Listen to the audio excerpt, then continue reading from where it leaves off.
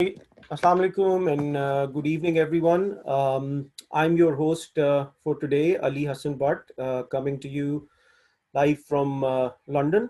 Just as a bit of background, I have spent the major part of my career in the FMCG slash CPG strategy space, and I currently head the strategic planning function for EMEA, Europe, Middle East, Africa at Sabo Corporation, which is a travel technology player. And I welcome you all to this exciting session about impressions from the front lines of the e-tailing or the e-commerce opportunity in Pakistan. I have the pleasure of hosting Mr. Jarar Shah, who's the CEO and founder at 24seven.pk, which is the fastest growing grocery e-commerce player in the Lahore market primarily, and in Pakistan in the more broader sense. They have been around since 2016, so a formidable and well-respected name in the Lahore market. And what makes them interesting compared to your other more sort of technology anchored plays in this space is the fact that their origins actually are on the sort of agriculture and sort of agrarian side of the society. So as Gerard sort of articulates his story and his journey in terms of how he ended up turning 24seven.pk into what it is today, you'd realize that their missions more anchored around optimizing the sort of farm to consumer value chain in the Pakistani landscape, which is fraught with inefficiencies, and the early part of the value chain, the farmer, the actual um, uh, creator of the good that you're buying gets the least margin, and the middlemen tend to take away a bigger part of the pie. So without further ado, I'd request Gerard to share his experiences from the front line of the e-tailing landscape in Pakistan. The format would be our usual 15-20 minute discussion on what his business and his journey is all about, and then we open it up for questions with the audience. So welcome, Gerard, and looking forward to an insightful conversation. Thank you, Ali. My pleasure. And thank you to you and the team at Park Launch for having me on over and on board. And thank you, everyone, for taking out the time to hear my journey and some of the insights that hopefully I'll be able to impart. So I'm just going to basically start off with some slides, which would take a overview of the space that we are in and how Pakistan, that space has been evolving, where we think the opportunities are at, and then dive into our personal story of the brand and also myself as an entrepreneur, and then just have questions and answers in between. So I'm just going to share the screen. Ali, just let me know if you can see it.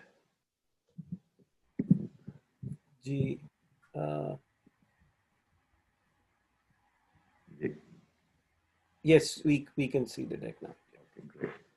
So basically, I mean, in a nutshell, 24seven.pk today is an omni-channel platform for FMCG and fresh food products. Our goal is to use data and technology to transform the grocery and fresh food verticals in Pakistan. And as I said, I'm going to start off with the big picture, the overview of the market itself. The grocery space is the largest space in the consumer retail space in Pakistan. We estimate it to be around $50 billion. Actually, given the informal nature of the sector, we believe that the size of the market should be higher.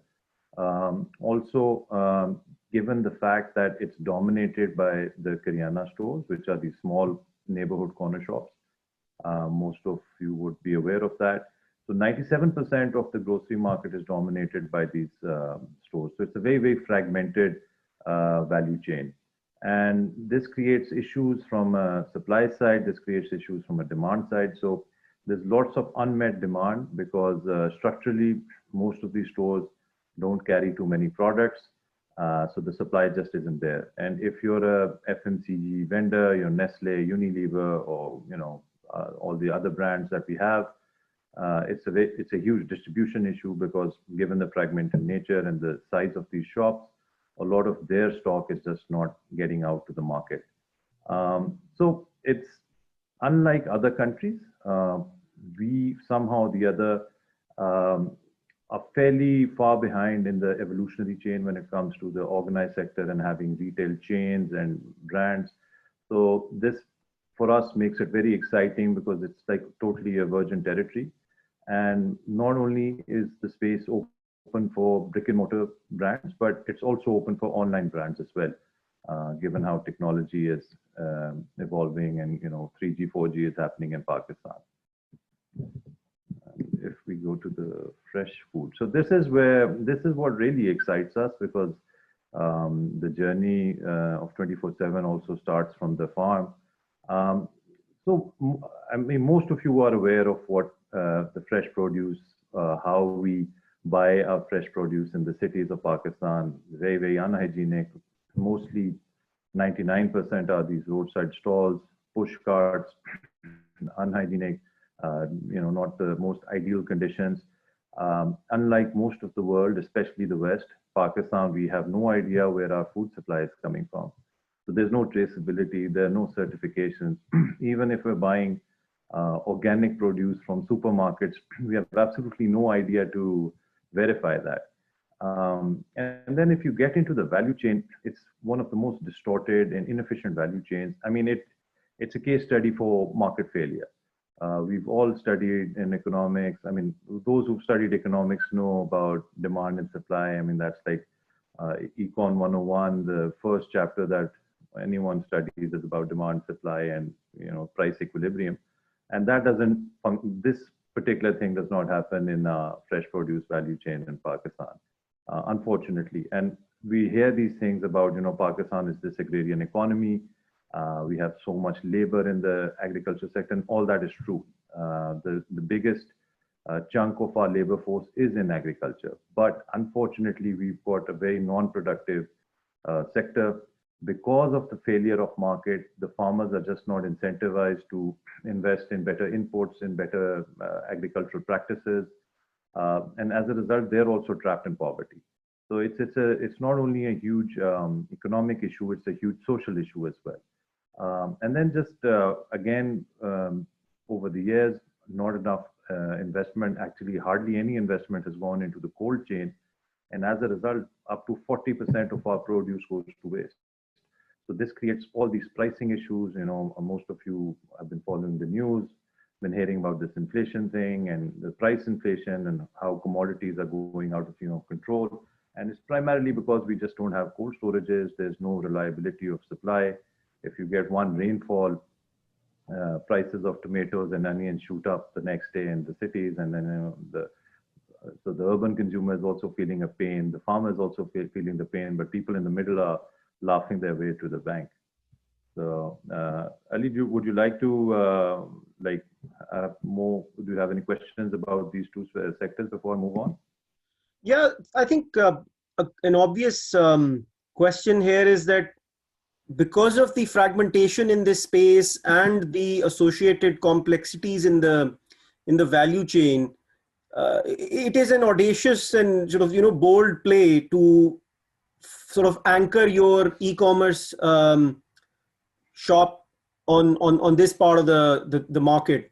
The big names like Metro and Carrefour and these guys, even they struggle to sort of make decent margins from this part of the market, and hence they have a more sort of varied assortment of products to sort of balance out things from a consumer basket standpoint. So just would at some stage during the conversation would be interesting to see why go after the fresh produce market Yeah, first? no. So, I mean, so if you were to look at the West, for instance, in England or America, these are separate verticals. And you have startups and you have companies who are dealing with these totally separately, at least initially. So if you're in the Bay Area, you'd have a company like Good Eggs or Farmstead. So these startups are just focusing on the produce side, the fresh food side, maybe some of the bakery and breakfast items like eggs and bread and stuff. So very limited assortment. Hmm. Then obviously, if you look at the other side, if you look at Amazon, they'd be, or Instacart, they would be having the FMCG, CPG market. But eventually, all these companies do merge, these two spaces do merge, because even if you go into a supermarket, the fresh produce aisles are there and your dry goods aisles are there too.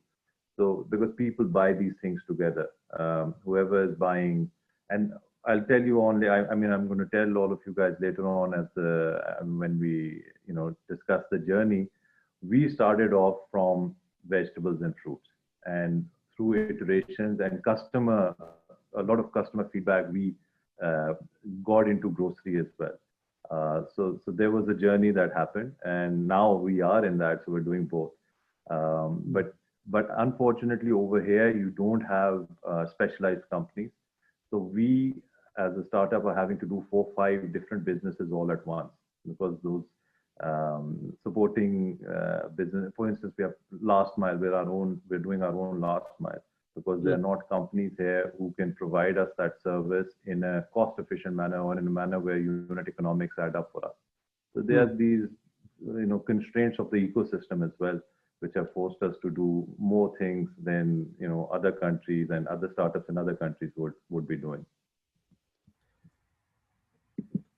And that obviously would impact your sort of scalability equation as well, right? What you're able to do really well in Lahore in say 6 to 12 months time, how quickly and how effectively you're able to scale that up to say a national level or at least a tier 1 city level would be a challenge. So I think an interesting point to cover later on would Yeah, be yeah. around how do you see this ecosystem around you evolving.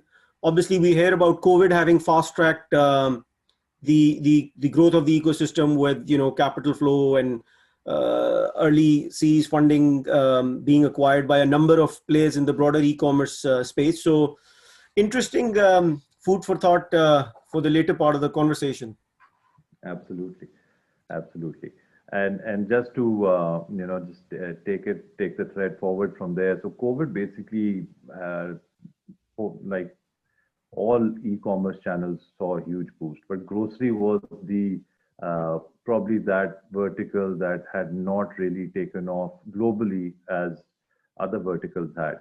And COVID was that catalyst that brought online grocery into that fast track of growth as well.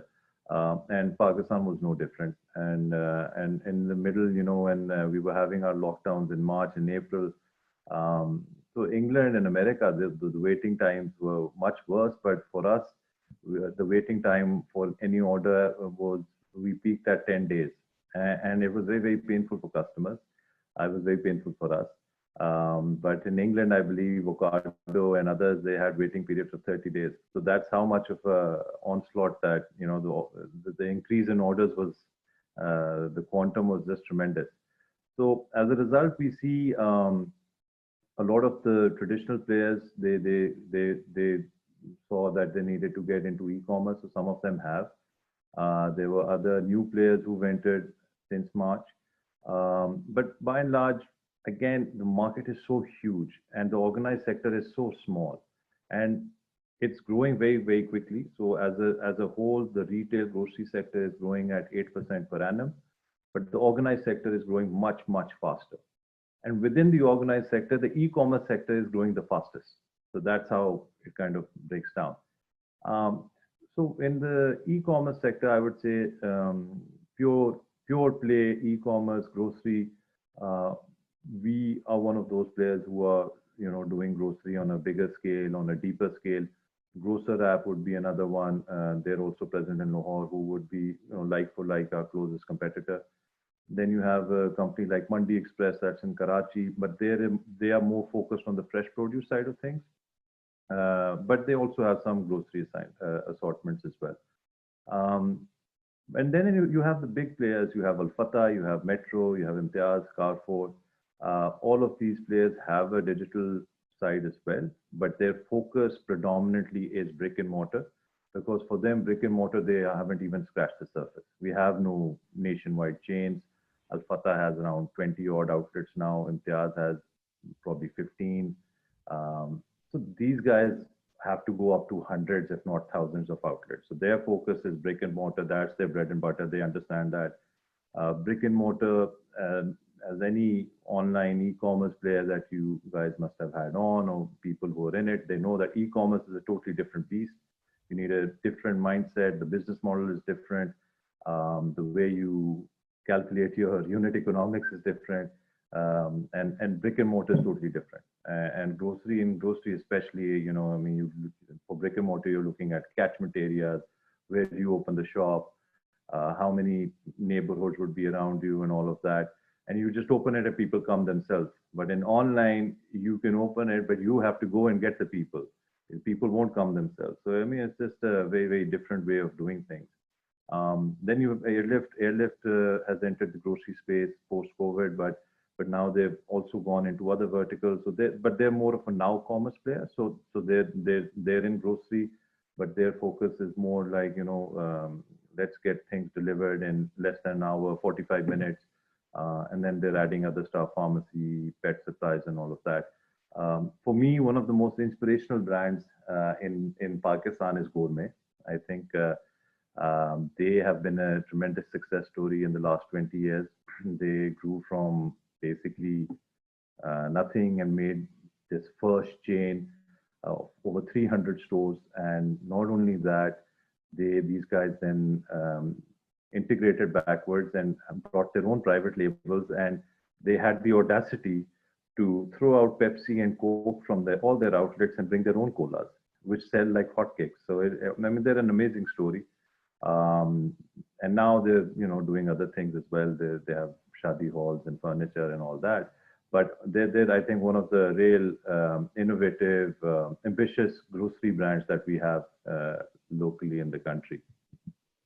But again, no dominant player, and such a huge market that all these brands that you see, and this is not an exhaustive list, so apologies to those whose name isn't up here, but we could easily have 15 to 20 players in this space. It's such a huge space. So you see it in England, you have an Ocado dominating online, but then Tesco and Waitrose, Sainsbury, Marks and Spencer, you name it. And then you have these local chains. America, you have Walmart and Amazon and Kroger and Albertsons, and then Instacart and DoorDash.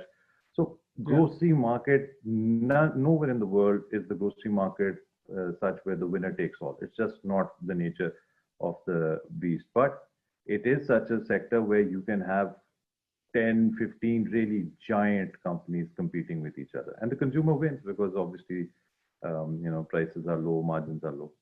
So, and the same is the case with Pakistan. Same will be the case with Pakistan. Right now, again, like I said, it's virgin territory.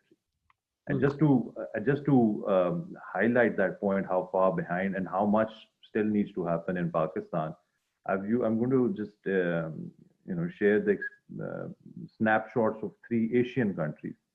So I'm not going to go into like England and America. I'm just going to use peer countries or countries that were probably 10 years ahead, 20 years ahead, and were with us 40 years back in the case of Korea. So if we look at India, India's obviously got a huge, massive market. So these numbers are for grocery only. So the $500 billion is their grocery market size. Their e-commerce is $3 billion, but this is a year old. Post-COVID, this is more than doubled. So like us, dominated by the Karyana store, very, very fragmented. But unlike us, they have nationwide chains. So their organized sector is growing very rapidly, and they have those big chains. So they have, and interestingly, their big corporates got into this space. So Reliance has been in grocery since 2006. So Reliance Fresh, they have over 3,000 stores, and they just did a merger with the largest grocery chain, Future Group. So Hmm. now they've become the largest. I mean, they were already one and two, and now they've like taken their lead to next level. And then you have Godrej, you have all these other big brands. So there are around 20,000 of these supermarkets in India. Unlike Pakistan, Pakistan's probably got less than 200. So long way to go for us. So when you say long way to go, do you see us getting to that sort of stage of consolidation or, sort of growth in the market in say 5 to 7 years? Or Yeah. if you were No, to put some. I would say sooner. I mean, so it'll be relative, right? So, but in a relative sense, I don't see someone opening up 10,000 stores, for instance, in the next 5 years. Hmm. But I could easily see Imtiaz or Al Fatah getting that nationwide presence in the next 5 to 7 years, because that has to happen. And for them, also economies of scale really kick in when they do that. I mean, they can't just be concentrated in one. I mean, they can, but it doesn't make sense, right? I mean, Hmm. if you're in Lahore, why not be in If you're in Gujranwala and Lahore, then it makes sense to also be in Sialkot and Gujarat and all these other towns, right? So this is going to happen. It's happened everywhere else in the world. I mean, Sri Lanka has fantastic supermarket chains. Their largest supermarket chain, Kellis, has around 600 stores. So, I Hmm. mean, this has happened everywhere. And I don't see why this would be an exception. Yes, we've been late to the party because of our business culture. Corporates didn't get into this. And the grocery stores that you see, Al Fatah, Imtiaz, the local ones, these are stores who basically were, the owner used to sit at the till. Hmm. And then when the second generation came and now the third generation has come, so now the family is expanded. So they've been able to distribute stores amongst family members. Hmm. So that has been a hindrance in our evolution, I believe. But that is now changing. And now these guys are also corporatizing. So brick and mortar, online, both are going to grow very, very rapidly. And then one thing that, when we discuss these things, one thing gets missed is also, and this is something that Pakistan, again, big opportunity. We don't have these big brands. So in India, you have this Haldiram brand. I'm sure most Hmm. of you would have heard of it. It's an iconic brand. It's a family-owned brand, but it's a huge brand. Amul. Amul is one of the largest dairy brands in the world, and it's a cooperative actually. And unlike Pakistan, where Nestle is the dominant milk player, Nestle doesn't even register on the dairy scene in India. Then Licious is this meat company, fantastic, very, very new, 2016, but they've really revolutionized how, meat and seafood, and they've made this really cool brand. So Hmm. a lot of this stuff needs to happen in Pakistan. It's happening. Gourmet is doing it to an extent. K&N could be a brand. Shan Masala is there. But then you hear stories about Shan wanting, probably selling itself, or it's going to be bought over by Unilever. So our companies also need to try and stick it out. 200 million market. It's a huge market to build brands around. We grew up with Mitchells and Shazan and Rafan and all these other brands, Hmm. and most of them aren't there anymore. It's all Nestle, it's all Unilever, it's all Procter and Gamble. So I mean that's something that I feel we've lacked. Just And picking, sorry, yeah, just picking on a thread that you just mentioned. So just to get a sense of these comparator markets now in Pakistan, the big names in grocery and this broader sort of consumer market space, like the Gourmets, the Mitchells, the Shazans, these are all sort of family-owned business who haven't really leveraged the capital markets in terms of scalability and expansion, right? Do you think there's only a certain limit to what a family owned business can expand or grow to in the Pakistani context? And with this recent flow of international capital and venture capital funds and all, do you think that could be the catalyst the market needed in terms of a scalable player? And I think the other associated question on the supply side of the equation would be, in Pakistan, from an e-commerce and e-tailing perspective, we tend to think KLIM, Karachi, Lahore, Islamabad, Multan, the four big cities are where the bulk of the demand and the consumer um, sophistication in terms of being able to, take these products off the online channel exists. But what about the tier two, tier three cities in these three markets? Like, how deeply has e-commerce and e-grocery penetrated in these markets to, have hit the kind of scale big players there have? Yeah, So so two I'll questions. start off. Yeah, sure. Yeah. I'll start off with the last part first. So, definitely, I mean, I would say the four cities, or probably three cities, I would say, Karachi, Lahore, Islamabad, Pindi, are the areas where e-commerce, you can scale e-commerce much more quickly. The grounds are much more favorable. But I think looking at data, I mean, on average, we're having to decline around 15% of our daily orders. We decline because those we're getting from tier two cities or cities outside Lahore, and most of them are Gujranwala, Faisalabad, Sialkot, Jhelum, people who don't have access to modern grocery and who go online and they're searching for a shampoo brand or some cereal, maybe a Kellogg cereal, something that is just not available in their hometown easily. And they come onto our site, and even though our site says Lahore only, but they don't see it and they place an order, and then it has to be cancelled. So we see that there is this demand. I mean, if you talk to telco companies, um, obviously we have almost 1 million smartphones being added now every month. So it can't just be KLI, I mean, it has to be other cities as well. But it might take time. It might take time, but in 3 to 5 years' time, absolutely tier two cities. And again, given the infrastructure you have, especially up country in Punjab and frontier and Pakhtunkhwa, with all these highways and motorways, you can be doing fulfillment. You don't have to be in each tier two city to be doing fulfillment, especially for e-grocery. You can be in Lahore and you can be servicing, for instance, smaller towns like Okada, Saiwal, Sheikhupura, Kasur. You can be in Faisalabad and you can be doing cities like Jhang, Toba Tek Singh, and Gujra, etc. And then Gujranwala Sialkot triangle, very, very dense population, very, very industrialized population. And a lot of these industries are coming back online right now. You look at Faisalabad, textile, they're at full capacity first time after 1990. So a lot of these cities, manufacturing hubs are slowly coming back into action. So I believe that tier two, we can, especially in Punjab, there's something there, and whoever will invest and put in the infrastructure, definitely you will see traction there. When you come to the first part, I think Reliance is a family-run business, right? And it's now going to be something that it's unimaginable. They're in retail, they're in tech, they're in telecommunication, they're in everything. So it's about a vision. It's about having a vision. It's about having an ambition. In Pakistan, obviously, it's not. I'm not going to say it's the fault of the businessman or it's the fault of the government. We know it's complex. There are many issues at play. But if you have that ambition, so for instance, Gourmet has shown that ambition.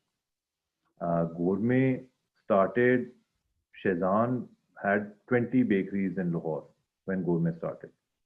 Gourmet has 300 bakeries now, and Shazan probably still has 20 bakeries. I don't know. So it's just, it also depends on the business family and how ambitious they are. Uh, in Pakistan, unfortunately, a lot of us just got into real estate, and investing in real estate is easy. Buy the plots and DHA and the files and all that. So a lot of your business groups were doing that. So I think, I mean, just to give you the example of Thailand, I was blown away. They have this company that started from the farm and now got into processing and value addition, and their yearly revenue is $18 billion. And their exports are, out of this, 10 or $12 billion are their exports. So just imagine, we call ourselves an agrarian economy, and these are the economies that have done something with their agriculture sector. And this is the path we have to go on, and we will go on. It's just not. I mean, we cannot have this much agricultural land with this much canal water and this much population and not have the yields. We'll die of hunger in 5, 10 years time. So things have to change, and I think private sector has to take the lead in doing that. And we believe, we one of our missions is to be one of those players who get into this and really unlock this space, the agri space. And dovetails with grocery, because it dovetails with grocery all over the world, including in India, including in Thailand, including in Korea. So this journey has to happen in Pakistan, and that's what excites us. That the journey, and just because we're 200 million people with so many of these states, I mean, we have 15 cities with population of 1 million more. Yeah. So not many countries in the world have this, and they're all under 60-70% are under the age of 30. So I'm not saying all of them are employed. Obviously, that's a huge issue. But this is the baby boomer generation, right? These guys are going to be buying stuff, consuming stuff for the next 50 years. Mm. So they'll need houses, they'll need education, hospitals, they'll need the groceries, obviously, and they'll aspire for more, better groceries. Whoever is on, they'll need more meat, all of these things. So the thesis is very positive potentially for Pakistan. Okay, there's I guess a question to clarify your business model. So as I understand, it is more of a B2C play. Now, Irfan sort of framed a question in terms of whether there is room for a player like 24seven.pk to start either servicing the Kiryana store or sort of integrating them into your value chain, where you're helping them expand their revenue by delivering their inventory to customers as well. So I think there are different business models at play in the Pakistani market right now. So give us a bit of context on why you've picked the business model that you've got for 27.pk. Yeah. So when we started, the whole thesis. So I'll just start with the journey, so that'll probably then explain the business model itself, right? So the micro picture we're here. When this whole journey started a few years back, I was a consultant in Lahore. I was doing business development and financial consultancy, and I had some land very, very close to Lahore, just an hour's drive. So I thought, I should do something progressive there. So I set up this tunnel farm and grew off-season vegetables after doing a lot of research.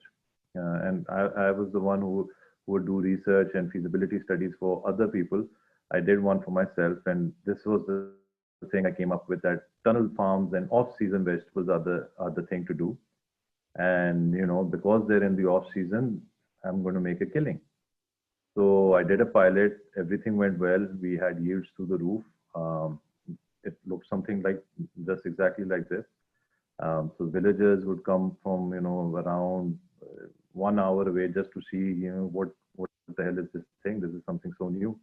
And slowly but surely my dream started to soar, and I thought I found my calling, and I'm just now going to do an IPO and make this corporate farm and have like 5,000 acres of this. So harvest starts coming in. I start taking my tomatoes and my karelas and my other stuff to the market. And obviously, lo and behold, it doesn't take long for my dreams to get dashed. And I come up against the middlemen, the RP, and the auctions that are supposed to be auctions but aren't. And then obviously I find out that the whole system is rigged, and as a farmer your hands are tied because you're dealing with perishables, and because there are no cold stores, you can't really say, oh, okay, this price is too low, so I'm going to just take my produce back and put it in a cold store, or I'm going to take this to another city, or you don't own the transport, you rented the transport, you're paying fares. So So you have to make a decision, and 99.9% of the time, the farmer is like, okay, I resign, give me the price that you're quoting, and I'll take this price back. And that price is so low that you don't even end up, making, in some cases, you don't even end up making the fare of the transport from the farm to the market sometimes. Mm. And what really peeved me and really, really, and that's what's motivated me ever since, was that if you guys are familiar with Lahore,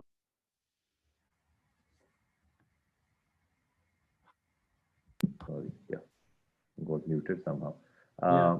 So if you, so there's this market, main market in Gulberg in Lahore, and tomatoes and these things would be selling for. So I remember very, very vividly that bitter gourd Karelas was selling for 110 rupees a kilo in main market. And just 10 kilometers away in the mandi, I was selling my Karelas for 5 rupees a kilo. I just couldn't understand that.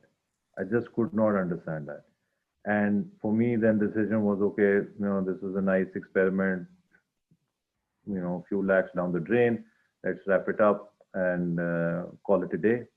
Mm. But the more I thought about it, the more I got into it, and I thought maybe there's something to be done here, and this is ridiculous. I mean, this is just too much of a difference. And how can it be that, I'm selling something for 5 rupees as a farmer, the consumer is buying that for 100 rupees or 110 rupees. Why can't I go direct? So that's basically how 24seven.pk's journey started, that I, along with two, three other farmers, decided, yeah, let's open up some stores and let's sell our produce directly. And we opened up these stores, and they were vegetable and fruit stores in 2014. And literally within 2 to 3 months, the customers, we had this loyal set of customers who then said, please put in rice, flour, milk, all these lentils and eggs so that it's convenient for us. Why can't we just buy from you, and we don't need to go to 3 different places to buy this? Because these are things we buy every day. We buy vegetables every day, fruits every day, and then we buy this yogurt, double roti, bread, eggs, all these things. Then we thought that, yeah, I mean, either there's the Karyana store or there's the supermarket. There's nothing in the middle. So maybe we need to have these convenience stores. And the concept or the model that we had in mind was something like 7-Eleven. And now you see in England, you have all these brands have their express outlets like Tesco Express. And so what we were doing was something like that. Not Karyana store, not supermarket, but something in the middle. So around 1,500 use, 1,000, 1,500 square foot space, a nice fresh produce section, and all the essential grocery stuff. And in 2016, we started, we put up a e-commerce platform, a website and an app, and very, very quickly it became apparent that this was the way to go. And like you said, I'm not from a tech background, but by this time I had become a grocer and a vegetable fresh produce grocer as well. So I knew the value chains. We had linkages with all the supply chains, and the goal was to make this huge chain of stores all over the country. And we were thinking, we would need around 400-500 stores, and it would take this much, so many millions of rupees of investment would be needed, and we would need to raise this. And I was not a techie, but we started this e-commerce thing, and someone just suggested, put up a website as well, see how it goes. And we did that. And I kid you not, from the very first day, it just opened up and blew us away. Because there was so much transparency. There was data. You could see what was being checked out. Checkouts were not anonymous. There were no stockouts. Your catchment area, all of a sudden, our catchment area would be like 500 homes around our store. And on our website, all of Lahore became the catchment area. So all you had to do was get it from A to B. And not only that, we became a remittance channel. We had people like you sitting outside Pakistan and buying for their loved ones back home through credit cards. So it was just amazing. And within a year, we shut down all the stores. I decided to totally pivot and focus exclusively on this. And we went to a hyper local model. So we partnered with the bigger stores, not the Karyana stores, the bigger stores. And the reason why we didn't partner with the Karyana stores is also the reason what we're trying to solve as well. The Karyana stores don't have that product offering. They just have 100, 150, maybe 200 SKUs. And that creates this whole issue of accessibility of modern grocery in the market. So we are trying to solve that.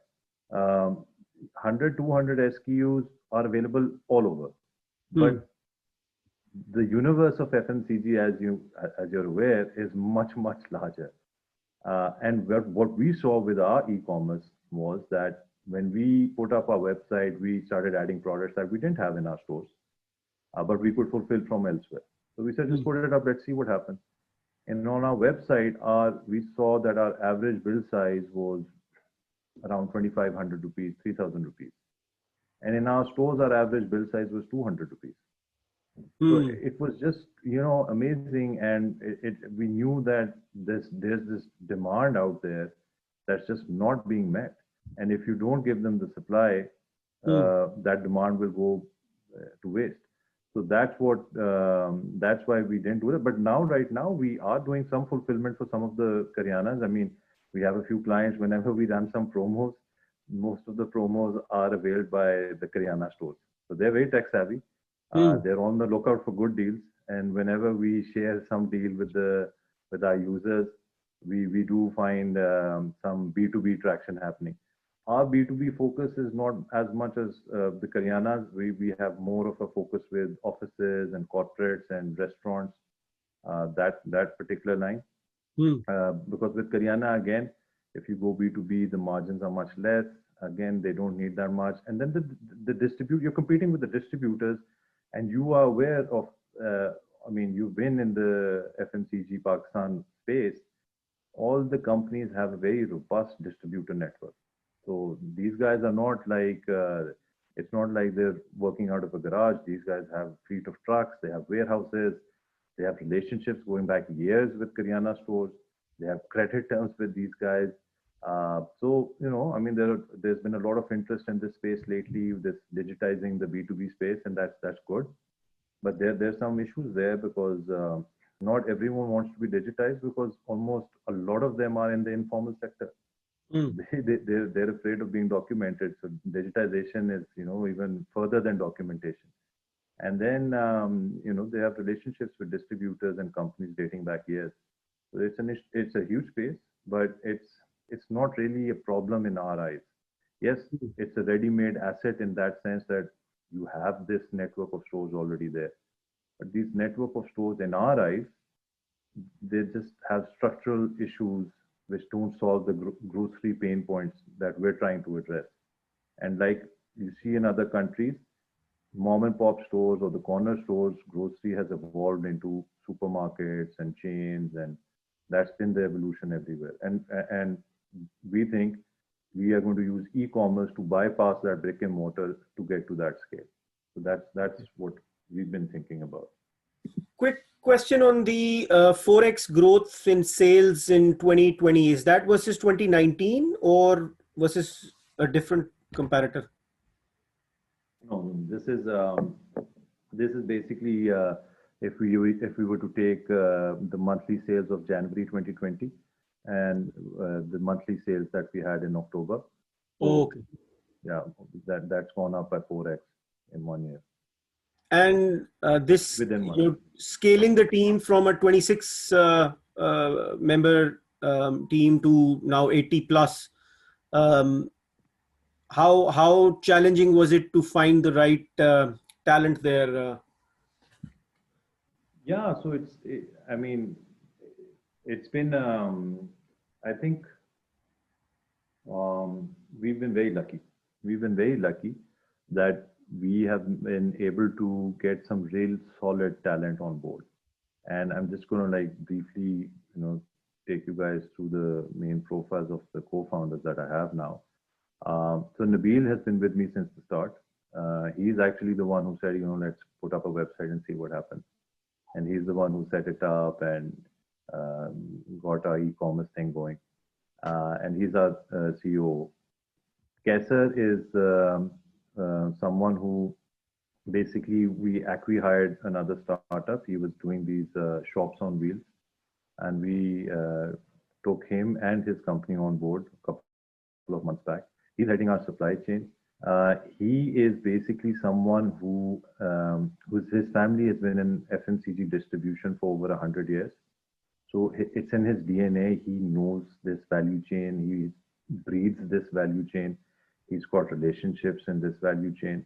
So he's someone who's really opened up doors for us, and our whole supply chain is really being optimized in ways that we thought it would take us 2 to 3 years time, just because of his knowledge and his experience. And then we were very, very lucky because we feel that, and we talked to the founders, the tech and engineering thing is very, very, that space, it's very hard for startups to find either someone from a tech background starts a company, or if someone like me, for instance, has started a company and doesn't have a tech background and wants to find a CTO or a co-founder with an engineering background. It's been very tough for some of the most prominent startups in Pakistan. But we were very lucky. Kashif came and joined us earlier this year. He's a GIK alum. I don't know how you guys, you call it 7th batch or 8th batch, something like that. So I think he's the 7th batch. And not only is he an engineer, he's also an entrepreneur. He had his own startup in Toronto, Canada, which he ran with his partners for 9 years, and that got acquired last year. And then he moved back to Pakistan because he wanted to, move back, parents, ecosystem, wanted to give back. And he'd been at a few places, and then we kind of connected somewhere and we hit it off. And he's really built up our stack in the last few months. We had something very, very basic. Now we have something much more elaborate. Work in progress, but we're very, very lucky because, it's not easy to find someone who is not only do they know engineering and have exposure to, not only are they Western trained, but they're also entrepreneurial. So that's been great. And then Maha, again, fantastic, person who's come on board. She's taking care of all our marketing, communication, lots of experience in Pakistan and UAE. Muaz is someone, again, entrepreneur. He was in England till very recently. He had to move back for family reasons. And he's been someone who was part of one of the earliest startups in Lahore. They were incubated at Plan 9, but then he moved abroad, did his own business. He's worked in HBL as Conover. So again, very, very strong team. All of them are now co-founders. They've invested in the company. They've vested, they've shares. And then we were able to, we have in our middle management, you can say, people who've been with us. So out of those 26 people, we have 3 people who've been with us from day one, and they're in mid management. So they know this business inside out, just like us. They've seen everything. And we've been, again, lucky. And also, frankly, because of COVID, local talent became available because there was a lot of, people were being laid off, unfortunately, and there were, retrenchment happening. So we were able to get some good talent as well because of that. But everything has had to happen very, very quickly. And yeah.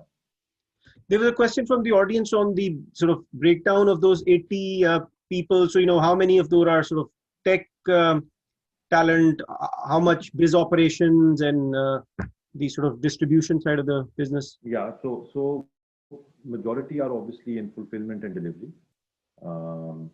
But then in our tech and analytics side, the team is small, but it's growing. We have Kashif, and then we've got 3 other resources in our team looking at tech and analytics, data, marketing team around. So if you include the graphic designers, social media, and all of that, we've got around 4 people. And then basically the supply chain team, 3-4 people. but main bulk is in operations right now. So operations, we're looking from fulfillment to delivery, and because we have our own warehouse, um, we have our own micro fulfillment center. So we have obviously our own fulfillment team, and we have our own last mile team. So the majority would be of those people right now. So interesting to see that launching a private label is part of your ambition. Does the subscription model on the lines of, say, Amazon Prime have potential in the Pakistani market as well? I believe so. The reason is very simple, that we are used to it. We have been used to it. We grew up with a subscription service for milk. The Gwala used to give milk every day, and he was on the subscription service, right? All households got their milk from the milkman on a daily. We paid him a monthly fee or whatever. So that culture is there, and we're working on replicating that. We've started a few programs as well. We've started a savings club membership just for our own. We haven't marketed it. We're just doing a pilot. And we launched it on 27th October. And we already have 600 sign-ups, so 600 members for that. So it's a subscription-based model as well. But we're offering tangible benefits in terms of savings and discounts and all of that. So instead of just giving blanket discounts and blanket promos, we're going for targeted, recurring, retention-based strategies where people stick to us and then we give them benefits. So that's something that's we've just launched, but we're working on subscriptions as well. It's been introduced, like you said, Amazon has it, and then there are companies in India who are doing it and doing it very well. And you have to do it, otherwise it also can become a race to the bottom. And then no one wins, in the sense that, discounting is happening and then the customer is just going to go for discount. If some company says 50% off, and then, forget customers, I'll even go there and shop, right? I'll go and shop for my own warehouse from them. Like we have some Karyanas who come to us and buy stuff from us when we do special. But that's not sustainable. And in groceries, I think it's totally not the right play. In India, companies did this, and they had to change that strategy. Hyperlocal doesn't work in Pakistan, and discounting doesn't work, period. You need to have a path, and the only way path to profitability happens is if you invest in the inventory and the warehouses. And the only way you do sustained growth is not through discounting, but obviously by giving them a value proposition, which is in addition to, price sensitivity is there, and you play on that, but you need to create more value props as well. And our focus is more on that. And we're not looking at, what's happening in the next month or next 2 months. We want to look at where we're going to be 5 years from now. And we're trying to get that culture in and that mindset. And yes, absolutely, we want to grow, and we will grow 20%, 30%, because again, the base is so, there's so many low hanging fruits that growth will come.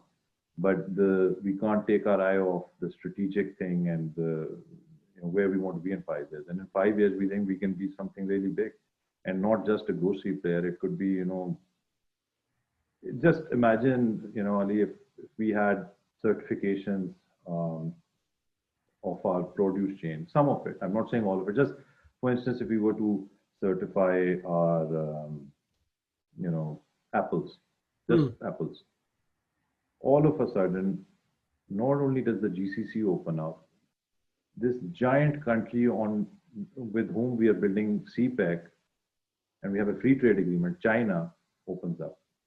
And the whole point is that if we bring in certification for our own local market, because we want our local consumer to also know what they're eating, and they also have something healthier. 70% of our illnesses are stomach related because our food supply is contaminated, right?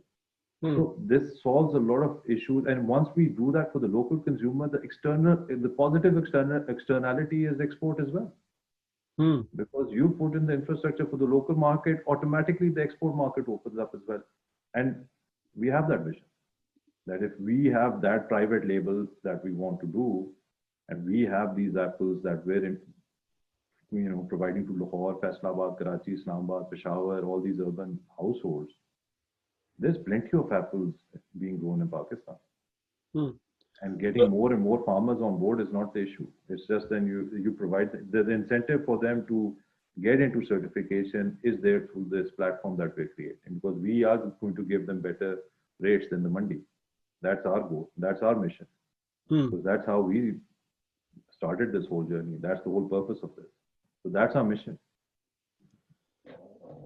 No, that's a fascinating story, and I think the anchor for your business being more from an equitable and fair contribution of the value pie to the farmer who puts his sweat, blood, and tears into it for And just imagine, the I whole mean, year. the farmer is getting 5 rupees, the consumer is paying 100 rupees.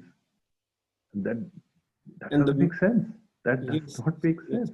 I mean, the consumer can also be helped if they buy something for, let's say, 60 rupees. And the farmer gets helped if he's being paid 30 rupees. And someone in the middle who's facilitating all of this gets paid as well, because there's so much margin going around. But, I mean, no one has really, invested or committed themselves to solving this properly. And it's been done everywhere. I mean, people in Bay Area, California is at the cutting edge of this. And they've been doing this for years. Agri-process. And then, like I showed you, Thailand, amazing. I mean, they've taken rice and value added on rice like no one's business. Ready to eat meals and whatnot. Korea. So these things are happening all over the world. And it's not like we have to reinvent the wheel. It's just someone has to do it. Someone has to, pull up their sleeves, get their hands dirty, and get into mud and do it.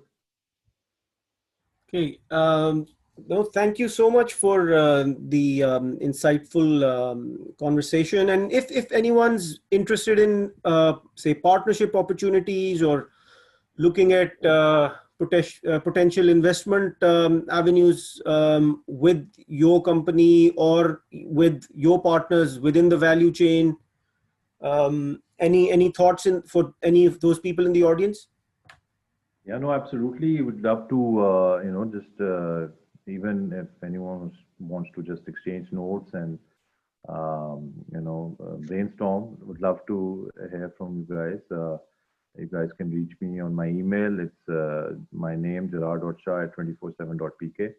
I'm on LinkedIn, obviously. You can connect there as well. And yeah, I mean, we're growing. We're on a mission. And we absolutely, more than that, it's not just about what we're doing. And I mean, even though it's not just about us, we're looking at the agri sector and all of that. But what Park launched, I mean, this is amazing that you guys have grown so quickly and in such a fast manner. And it just shows that there's so many of us out there who have this thing inside them that they want to do something for Pakistan. And it's not just about what we do for ourselves and our bank balances and all that. I mean, it's bigger than that. It has to be bigger than that. And that's how countries have progressed and countries have been made, because individuals decide to do things that's more than their self. And hats off to you guys. I mean, starting from a WhatsApp group to this, it's become this huge platform.